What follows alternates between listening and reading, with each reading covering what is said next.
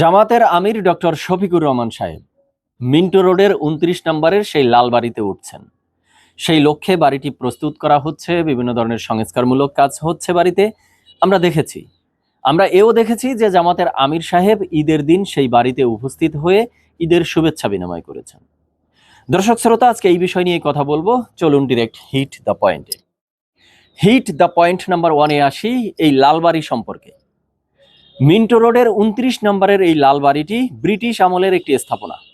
এটি সংসদের বিরোধী দলীয় নেতার বাসভবন হিসাবে পরিচিত ছিল দীর্ঘদিন। শেখ হাসিনা এক সময়ে যখন সংসদের বিরোধী দলীয় নেতা ছিল, তার বাসভবন ছিল এটা। পরবর্তীতে ১৯৯৬ থেকে ২০০১ সাল পর্যন্ত বিএনপি, জামাত সহ ৪ দলীয় জোট যখন তারা বিরোধী দল ছিল, তখন বিরোধী দলীয় নেতা হিসাবে খালেদা জিয়ার বাসভবনও এটা ছিল। পরবর্তীতে ২০০১ সাল থেকে, মানে ১ সালের পর থেকে এই ২০২৬ সাল পর্যন্ত এই বাড়িটি একটা অব্যবহৃত স্তূপ হিসাবে পড়েছিল। কোনো বিরোধী দলীয় নেতাই এই বাড়িতে আর যাননি, থাকেননি।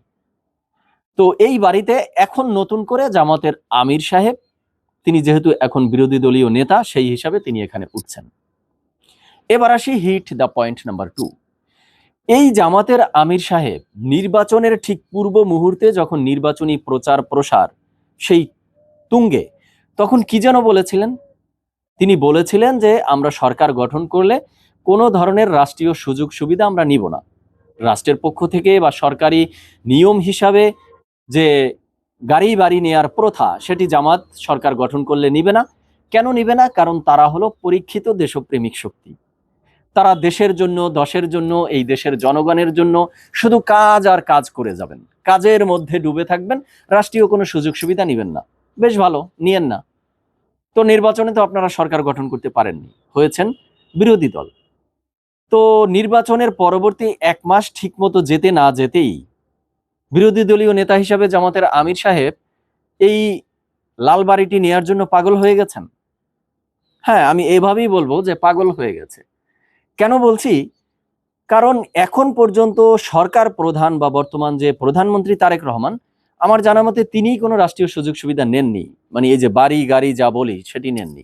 অথচ জামাতের আমির সাহেব এই বাড়িতে ওঠার জন্য, মানে এক কথায় ব্যাকুল হয়ে উঠেছে। তার নেতাকর্মীরা অনেকে দেখছি ঈদের দিন বলছেন যে এই বাড়িটি প্রস্তুত করতে সরকার এত বিলম্বিত কেন করছে, এত সময় কেন নিচ্ছে, মানে তাদের তর সইছে না। তাহলে আপনারা কি আপনাদের নির্বাচনের পূর্বে দেয়া প্রতিশ্রুতি ভুলে গেছেন? নাকি এখন বলবেন যে আমরা তো সেটা বলেছিলাম, সরকার গঠন করলে আমরা নিব না।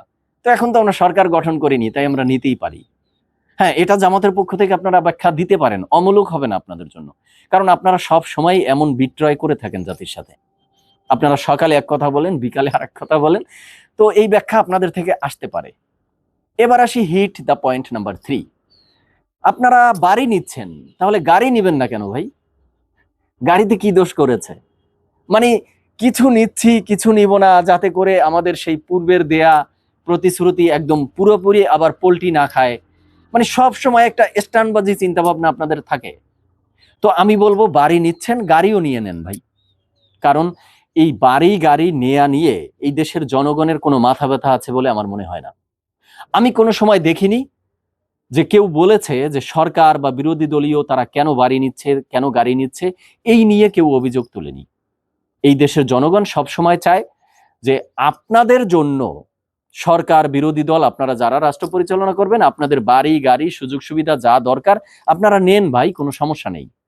জনগণ শুধু চায় রাষ্ট্রটা সঠিকভাবে পরিচালিত হোক, রাষ্ট্রে দুর্নীতি না হোক, অন্যায় অনিয়ম না হোক, রাষ্ট্রে ফ্যাসিবাদী সরকার কায়েম না হোক। দেশের জন্য সরকার কাজ করুক, দশের জন্য কাজ করুক, জনগণের কল্যাণে কাজ করুক, একটা কল্যাণমুখী সরকার গঠিত হোক, একটা কল্যাণ রাষ্ট্রে পরিণত হোক। এইগুলো এই দেশের জনগণের চাওয়া। আর এইগুলো করতে গিয়ে সরকারের বিরোধী দলীয় নেতাকর্মীদের যত সুযোগ সুবিধা নেয়ার প্রয়োজন তারা নেক, কোনো সমস্যা নেই। কিন্তু আপনারা বেশি সহিগিরি দেখাতে গেছেন, আপনারা বেশি আল্লাহর ওলি হতে গিয়েছেন। আপনারা এটা নিবেন না, আপনারা ওটা নিবেন না, কিন্তু এখন এসে আবার ১ মাস যেতে না যেতেই যেন সবকিছু নেয়ার জন্য প্রস্তুত হয়ে আছেন। তো কনক্লুশনে এসে যেটা বলবো, যে কথা যখন বলেন তখন হিসাব নিকাশ করে আপনারা বলেন না। এখন আবার জামাতের অনেক নেতাকর্মীদেরকে বা তাদের যারা রয়েছে, তখন তো দেখেছিলাম যে যখন নির্বাচনী প্রচার প্রসারে এসে জামাতের আমির সাহেব এই কথা বলেছিলেন, তখন জামাতের এই নেতাকর্মীরা কি হাইপটাই না তুলেছিল রে ভাই সোশ্যাল মিডিয়ায়, যে আমরা ক্ষমতায় গেলে এটা নিব না ওটা নিব না, দেখেছো আমাদের নেতাদের মন মানসিকতা কতটা ভালো, কতটা উন্নত চিন্তা চেতনা। তো এখন আপনারা কি বলবেন? এখন দেখতেছি অনেকে আবার বলতেছে জামাতের পক্ষ থেকে যে যা হচ্ছে নিয়ম অনুযায়ী হচ্ছে, যা হইতেছে আইন অনুযায়ী হচ্ছে। তো ভাই, নিয়মের বাহিরে আপনাদের যেতে বলছিল কে? মানে এগুলো তো নিয়মের মধ্যেই আছে। তো নিয়ম অনুযায়ী হচ্ছে, নিয়মের বাহিরে আপনাদের কেউ যেতে বলছিল? বলেনি। বেশি পাকনামি করতে গেছেন, আপনারাই গিয়েছেন। এখন আবার সেখান থেকে আপনারাই সরে এসেছেন। তো শেষ পর্যন্ত যে প্রশ্নটা রাখতে চাই আমি, সেটা হলো, তখন যে প্রতিশ্রুতি দিয়েছিলেন সেটি কি ওহি হিসাবে আপনাদের কাছে এসেছিল, না এখন যে নতুন করে বাড়ি নিচ্ছেন সেটা আসমান থেকে ওহি এসেছে আপনাদের কাছে? এটা কি ওহি, না জাতির সাথে বেইমানি করতেছেন, কোনটা? তো দর্শক শ্রোতা, আপনারা আপনাদের মতামত জানাবেন। সবাই ভালো থাকবেন, সুস্থ থাকবেন। ধন্যবাদ সবাইকে।